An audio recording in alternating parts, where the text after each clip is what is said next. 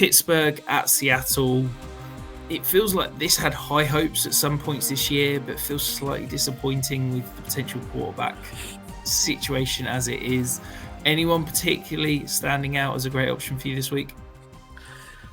Maybe I'm just sicko, but I still feel like there's some sneaky upside to this one.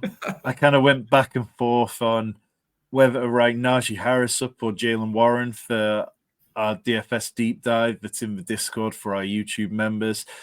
And I think that they really do have a good matchup because Seattle, their fifth worst run defense in over the last 5 in DVOA. Seattle have also allowed the sixth most fantasy points to the running back position. So it kind of comes down to, do you think that Pittsburgh keep this close? In which case you probably want to lean Najee Harris. Or if you think the Seahawks come out there and put some points up, then it's probably going to turn more into a Jalen Warren game, which is the game which I would prefer to see. Seattle, their defense, they have been good for fantasy purposes. They allow the 12th most fantasy points to quarterbacks, 11th most to wide receivers. I already mentioned 6th most to running backs. So there are ways to get at them. I think you look back at Mason Rudolph last week, his 290 yards and 2 touchdowns, better fantasy production than we see from Kenny Pickett. But how much of it was just buoyed massively by that 80-yard catch and run from George Pickens?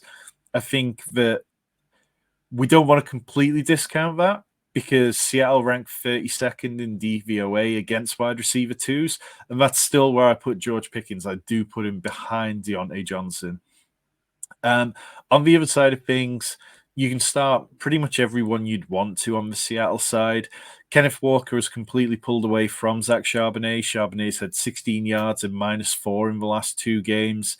The Steelers, they allow the 7th most fantasy points to slot receivers. Pittsburgh ranked 30th versus wide receiver 3s in DVOA. That all just seems to feel like it points towards Jackson Smith-Njigba having a nice day. Tyler Lockett's shown flashes over the last couple of weeks, but he's not completely washed. DK Metcalf, I mean, look, it's never easy starting DK Metcalf outside the top 20 wide receivers in 4 of the last 5 games, but he's still, his ceiling's undeniable. And if you're in the finals and if you're looking for a ceiling play, that's a play you can't ignore. Yeah, and Geno Smith, since he's come back from injury, has been playing better. I think he's been better in the red zone. He's been pushing the ball downfield effectively.